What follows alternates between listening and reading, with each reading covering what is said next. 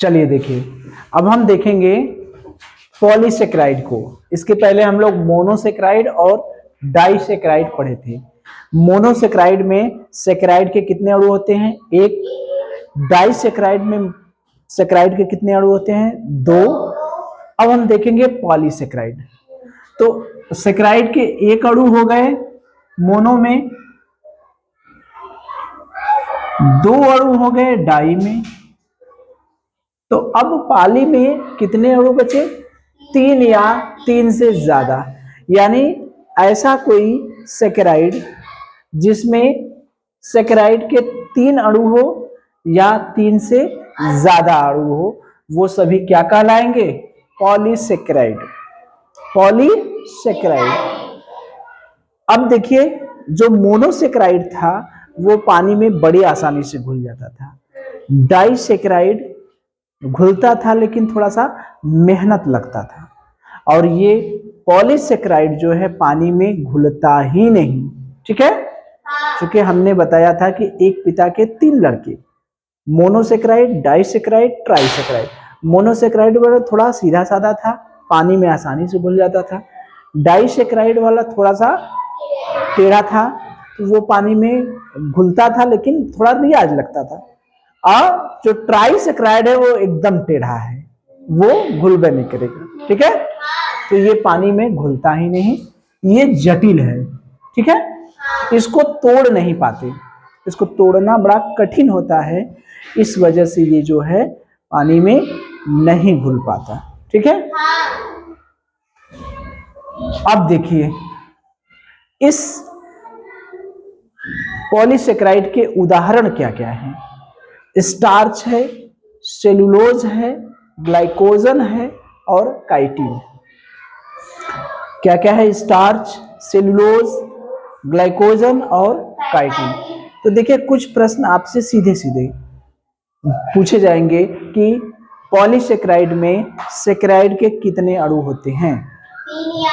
तीन या तीन से ज्यादा। पॉलीसेक्राइड जो है पानी में घुलता है या नहीं घुलता है? पॉलीसेक्राइड जो है पानी में नहीं घुलता। इसकी जो संरचना है वो जटिल है या आसान है? जटिल है। पॉलीसेक्राइड के उदाहरण आपको पहचानने को दे देगा, इन चारों में से कोई एक नाम दे देगा और तीन नाम मोनोसेक्राइड और डाइसेक्राइड के दे, जैसे सुक्रोज दे दिया, ग्लूकोज दे दिया, फ्रक्टोज दे दिया और उसमें एक नाम स्टार्च दे दिया। आपसे पूछेगा कि कौन सा पॉलीसेक्राइड है, तो क्या होगा? स्टार्च। तो याद रखिए रहिए कि जो पॉलीसेक्राइड है उसके उदाहरण है स्टार्च, सेलुलोज, ग्लाइकोजन और काइटिन। ठीक है, अब एक एक के बारे में हम लोग पढ़ेंगे। सबसे पहले हम लोग पढ़ेंगे स्टार्च के बारे में। जब हम लोग पौधों का जड़, तना, पत्ती पढ़ रहे थे तो उसमें हम लोग पढ़े थे कि पत्तियों में जो हरी पौधे की हरी पत्तियां होती हैं उसमें क्लोरोफिल पाया जाता है। ठीक है, वो क्लोरोफिल, और हमने प्रकाश संश्लेषण की क्रिया पढ़ी थी कि क्लोरोफिल सूर्य के प्रकाश की क्रिया में पानी और ऑक्सीजन की सहायता, कार्बन डाइऑक्साइड की सहायता से भोजन बनाता है। वही भोजन पत्तियों से तनों में और जड़ों तक पहुंचाया जाता है जो पौधों को मिलता है। याद आ रहा है कुछ? तो वही बात है, ये जो स्टार्च है ये कहाँ पाया जाता है? पौधों में पाया जाता है। कहाँ पाया जाता है? पौधों में। पौधों में कहाँ पाया जाता है? जड़ में और तना में। पौधों में जड़ और तना। जैसे मान लीजिए हम लोग मूली खाते हैं, तो मूली में क्या है? मूली क्या है? जड़ है। ठीक है, आलू खाते हैं, आलू तना है। ठीक है, तो तने वाली जो चीजें खाते हैं पौधों की, और जो जड़ वाली चीजें खाते हैं, तो पौधे अपने जड़ और तना में भोज्य पदार्थ संचित किए रहते हैं। क्या संचित किए रहते हैं? स्टार्च। ठीक है, अब देखिए, ये स्टार्च कहाँ से मिलता है, कैसे मिलता है? ये क्लोरोफिल है, पत्तियों में पाए जाने वाला। ये जो प्रकाश संश्लेषण की क्रिया होती है, कौन सी क्रिया होती है? प्रकाश संश्लेषण, फोटोसिंथेसिस। ये जो प्रकाश संश्लेषण की क्रिया होती है उसमें हम जो कार्बन डाइऑक्साइड गैस निकालते हैं, जो सांस लेते हैं तो ऑक्सीजन लेते हैं, छोड़ते हैं तो कार्बन डाइऑक्साइड। तो ये जो कार्बन डाइऑक्साइड है और ये अपना पानी है, ये क्या है? Carbon dioxide. कार्बन डाइऑक्साइड और ये जल हो गया। सूर्य का प्रकाश रात में नहीं होता है। क्लोरोफिल की उपस्थिति में पौधे क्या बनाते हैं? ग्लूकोज। क्या बनाते हैं? ग्लूकोज और ऑक्सीजन। इसी ऑक्सीजन को हम लोग लेते हैं और ये जो ग्लूकोज है यही है आपका स्टार्च। यही क्या है? स्टार्च। ठीक है। इसी को हम लोग कहते हैं शर्करा, इसी को हम लोग कहते हैं शुगर। ठीक है।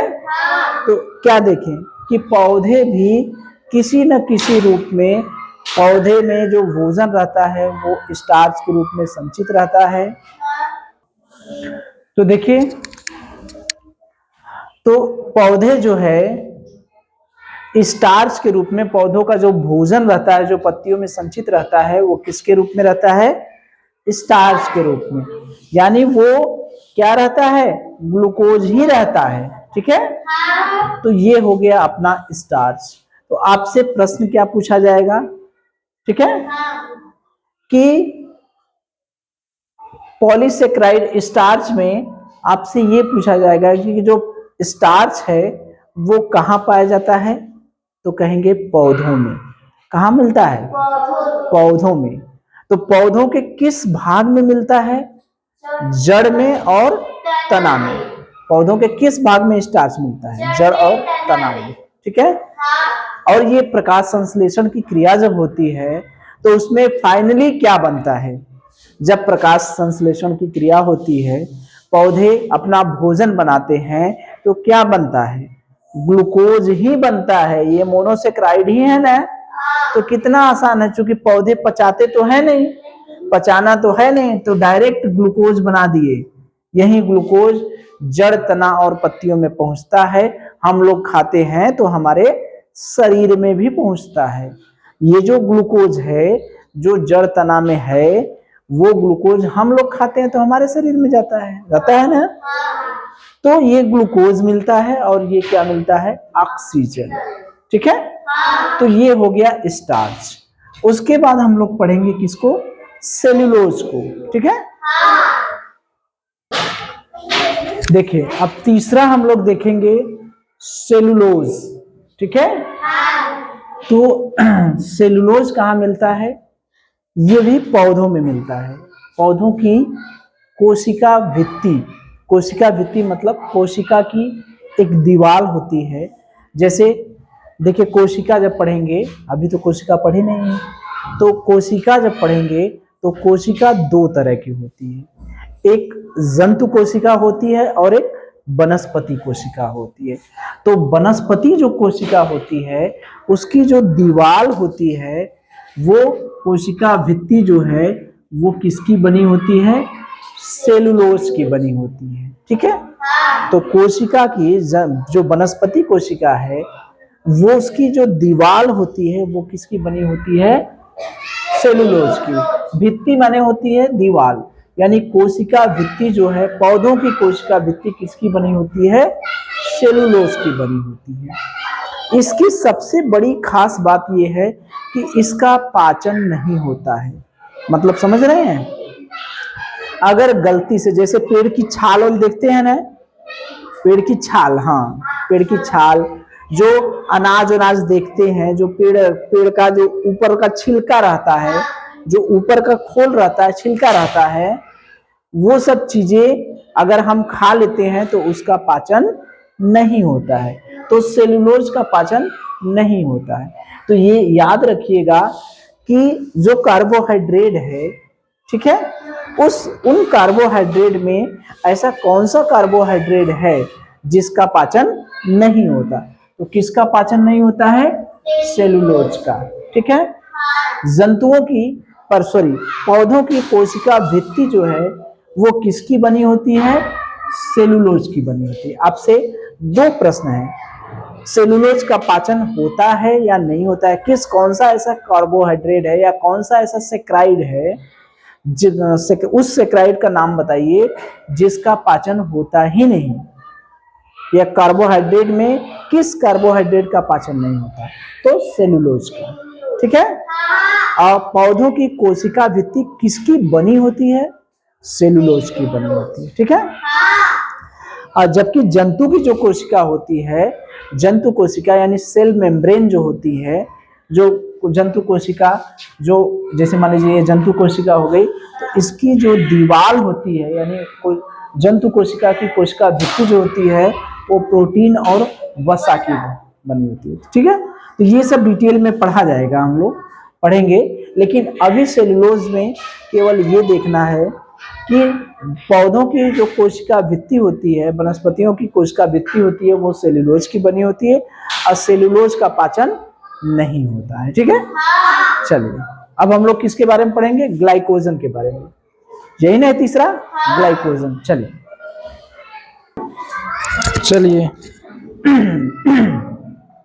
देखिए तीसरा हम लोग देखेंगे ग्लाइकोजन। ये काफी इंपॉर्टेंट है। ठीक है। ये थोड़ा सा लंबा भी है। देखिए जो हम लोग भोजन करते हैं, वो भोजन हमारा लास्ट में किस रूप में बदल जाता है? ग्लूकोज के रूप में। उसी ग्लूकोज से हमें क्या मिलती है? ऊर्जा मिलती है। ठीक है। तो मान लीजिए कुछ लोग जैसे कार्बोहाइड्रेट जिनमें पाया जाता है, अगर कुछ लोग ज्यादा खा लेते हैं, कार्बोहाइड्रेट वाली चीजें क्या करते हैं? ज्यादा खा लेते हैं, यानी ग्लूकोज का सेवन ज्यादा कर लेते हैं, यानी हमारे शरीर में ऊर्जा बहुत ज्यादा ले लेते हैं। कुछ को तो चाहिए, जैसे हम बीमार पड़े हैं तो हमको ऊर्जा चाहिए, नॉर्मल रूटीन में ऊर्जा चाहिए। जैसे हम लोग खाना खाते हैं तो कभी कभी ऐसा नहीं होता है कि कुछ लोगों का जिसके घर के नौकरी लग जाती है, जिसके घर में पैसा ज्यादा रहता है, वो एक ही चीजें काजू किशमिश ड्राई फ्रूट में भी तो कार्बोहाइड्रेट पाया जाता है, नहीं पाया जाता क्या? ड्राई फ्रूट में कार्बोहाइड्रेट पाया जाता है, गन्ना चुकंदर में भी है ना, अनाज में भी है। तो ड्राई फ्रूट मान लीजिए ज्यादातर लोग जिनके पास भाई पैसा हो जाता है वो ड्राई फ्रूट रखते हैं, काजू किशमिश मुनक्का बादाम फलाना ढिकनवा सब खाने लगते हैं ना।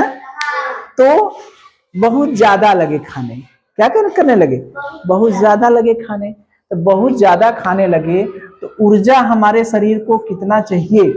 अभी हम लोग संतुलित आहार पढ़ेंगे तो उसमें शरीर को कितनी ऊर्जा चाहिए वो सब बताया जाएगा। ठीक है। तो शरीर को ऊर्जा जितनी चाहिए उससे ज्यादा खा लिए, आन का दाना तान के खाना। ठीक है। तो जब बहुत ज्यादा खा लिए तो इसका मतलब हमारे शरीर में ग्लूकोज ज्यादा हो गया। ग्लूकोज क्या हो गया? ज्यादा हो गया।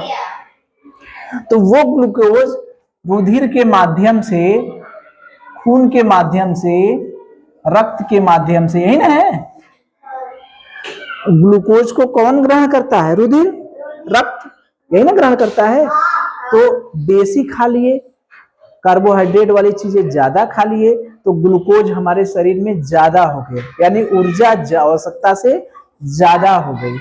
तो आवश्यकता से ज्यादा हो गई तो उसको भगाएगा तो है नहीं, कहेगा कि चलो, तो उसको ग्लाइकोजन के रूप में, जो अतिरिक्त ऊर्जा रहती है उसको ग्लाइकोजन के रूप में यकृत और मांसपेशियों में संचित रहता है, यानी एकत्र कर लेता है।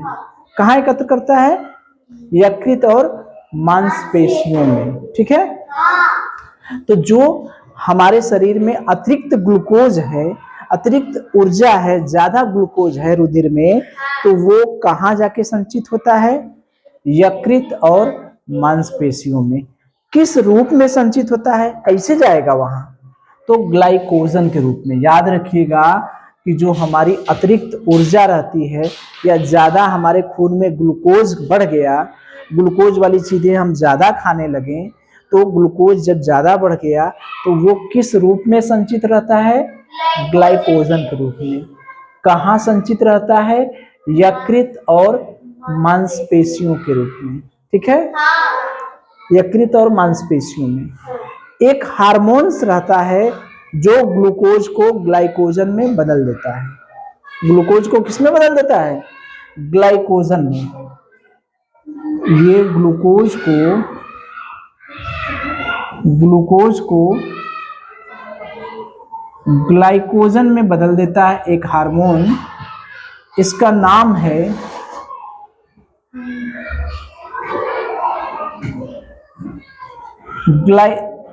इंसुलिन। क्या नाम है? इंसुलिन हार्मोन्स, ठीक है। तो जो ये ग्लूकोज है, इस ग्लूकोज को ग्लाइकोजन के रूप में कौन बदलता है? इंसुलिन हार्मोन्स, ठीक है। ये इंसुलिन हार्मोन कहाँ पाया जाता है?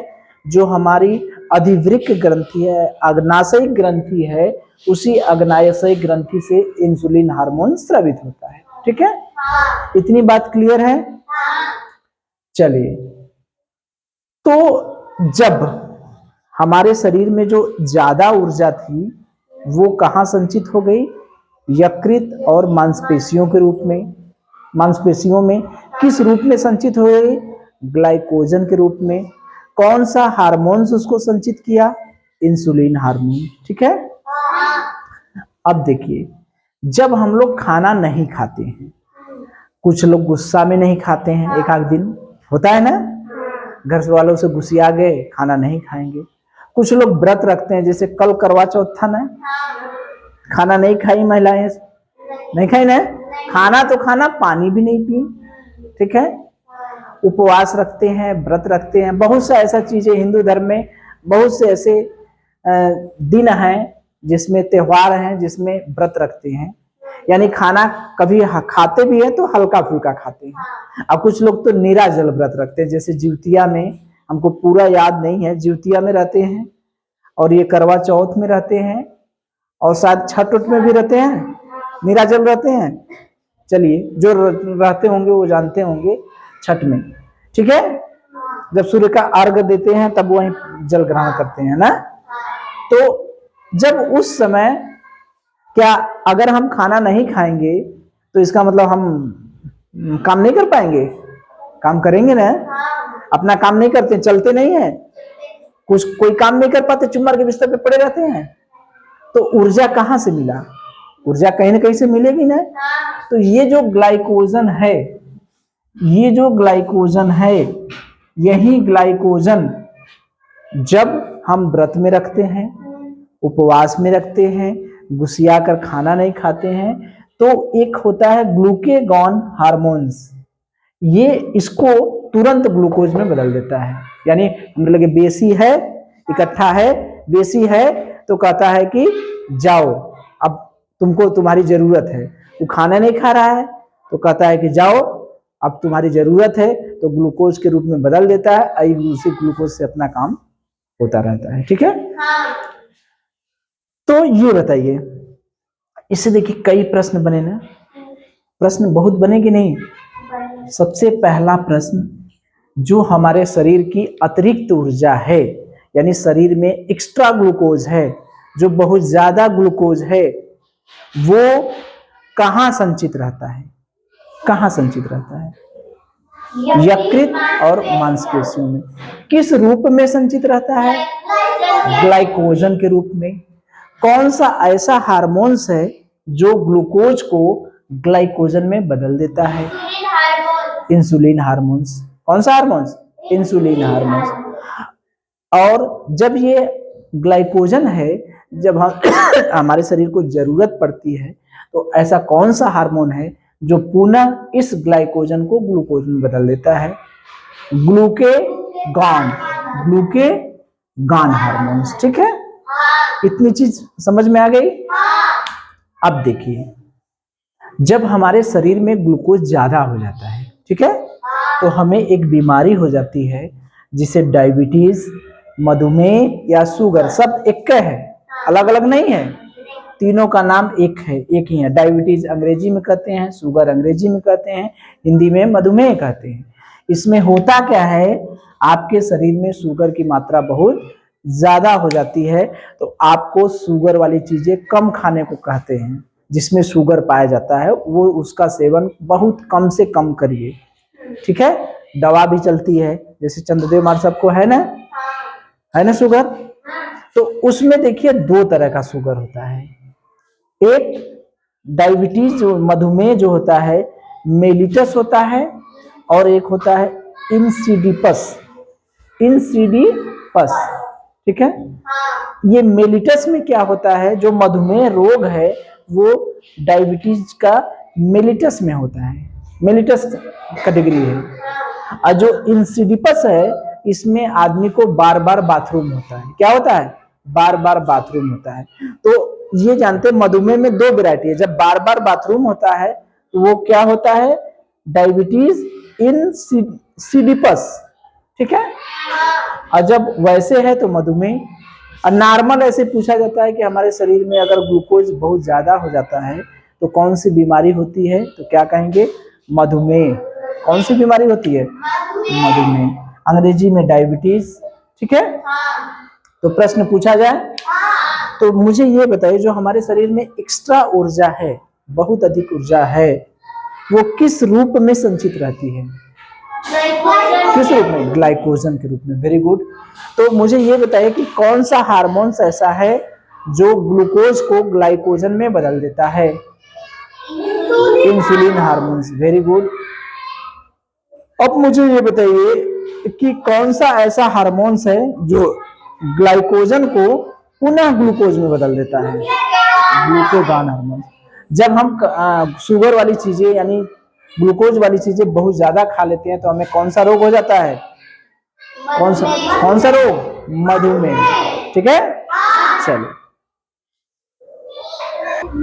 अब चौथा हम लोग देखेंगे काइटिन के बारे में, ठीक है। तो काइटिन सभी लोग जान रहे हैं, जो बिच्छी हो गया,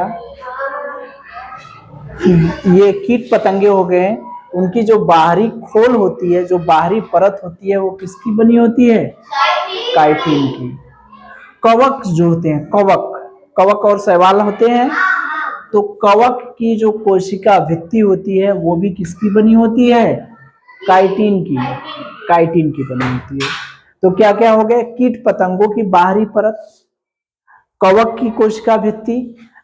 जब हम जंतुओं का संघ पढ़ेंगे, वर्गीकरण पढ़ेंगे, तो उसमें एक संघ होता है आर्थ्रोपोडा संघ, ठीक है। जैसे उसके उदाहरण को आप जान रहे होंगे, घोंघा को जान रहे हैं, बिच्छी को जान रहे हैं, गोजर को जान रहे हैं, ठीक है। तो ये कीट पतंगे आर्थ्रोपोडा संघ, घोंघा मोलस्का संघ का हो गया, ठीक है। मोलस्का संघ का हो गया घोंघा। आर्थ्रोपोडा संघ में जो कीट पतंगे हैं उनकी जो बाहरी दीवार है, बाहरी जो परत है, ठीक है, वो किसकी बनी होती है? वो बनी होती है काइटिन की, ठीक है। घोंघा जो है वो मोलस्का संघ का है, ठीक है। आर्थ्रोपोडा में ये आपके कीट पतंगे आएंगे, जितने भी कीट पतंगे हैं, ठीक है। तो उसके जो वाह कंकाल है वो किसका बना होता है? काइटिन का, ठीक है। तो अब देखिए, ये हमने देख लिया कि कार्बोहाइड्रेट की अधिकता से कौन सा रोग होता है, कमी से कौन सा रोग होता है, कार्बोहाइड्रेट के प्रकार हम लोग देख लिए, ठीक है। अब देखिए, तो देखिए हम लोगों का ये कार्बोहाइड्रेट समाप्त हो गया है। कहाँ का किस में पाया जाता है हमने बता दिया है। कमी से कौन सा रोग होता है, अधिकता से कौन सा होता है। कमी से वही थकान, अगर कार्बोहाइड्रेट की कमी हो गई तो थकान, कमजोरी, यही सब होगा ना। कमजोरी। अगर कार्बोहाइड्रेट हम लोग कम खाते हैं तो देखिए हमारे शरीर में प्रोटीन जो है हमारे शरीर की वृद्धि और विकास करता है, यानी बढ़ने में मदद करता है, ठीक है। तो अगर हम लोग कार्बोहाइड्रेट कम खाने लगे तो इसका मतलब कार्बोहाइड्रेट का काम क्या कौन करेगा? प्रोटीन। कौन करेगा? प्रोटीन। तो प्रोटीन का काम क्या है? विकास करना, वृद्धि और विकास, ठीक है। तो कार्बोहाइड्रेट हम लोग कम खा रहे हैं तो प्रोटीन को बोझ ज्यादा पड़ जा रहा है, तो हमारे शरीर का विकास ज्यादा होगा या कम होगा? कम होगा ना। तो ये प्रोटीन जो है ऊर्जा देने में भी चला जाएगा, तो विकास कम होता है। विकास क्या होगा? कम होता है। कब? जब हम कार्बोहाइड्रेट कम खाते हैं। ज्यादा खाते हैं तो मधुमेह, ठीक है, अजीर्ण रोग है, मोटापा भी हो जाता है। मोटापा माने ज्यादा मोटे हो जाते हैं। इसीलिए देखते हैं जितने नौकरी वाले रहते हैं, जिनके पास पैसा रहता है, उनकी मैडम लोग मोटी मोटी रहती है ना, और वो भी मोटे मोटे रहते हैं ना। मोटा होना ही बता देता है कि इनके पास पैसा है, तभी ना खाए हैं चाप के ना। तो इससे क्या होती है? हृदय की बीमारी हो जाती है, ठीक है, क्योंकि हार्ट अटैक आने का खतरा, रुधिर जो है, रुधिर में जगह जगह वसा जमने लगता है, ग्लूकोज बहुत ज्यादा होता है, तो ग्लूकोज जो है वो हृदय के लिए बहुत खतरा है ज्यादा मात्रा में, तो इससे हार्ट अटैक आने का खतरा रहता है। तो इससे हृदय संबंधी जो बीमारी है वो होने का ज्यादा चांस है, ठीक है, ठीक है। तो ये अपना कार्बोहाइड्रेट खत्म हो गया। अब इसके बाद हम लोग पढ़ेंगे दूसरा, जो भोजन के घटक पढ़ रहे थे, तो भोजन के घटक में पहला था कार्बोहाइड्रेट, फिर उसके बाद हम लोग किसको पढ़ेंगे? प्रोटीन को। किसको पढ़ेंगे? प्रोटीन, ठीक है। चलिए।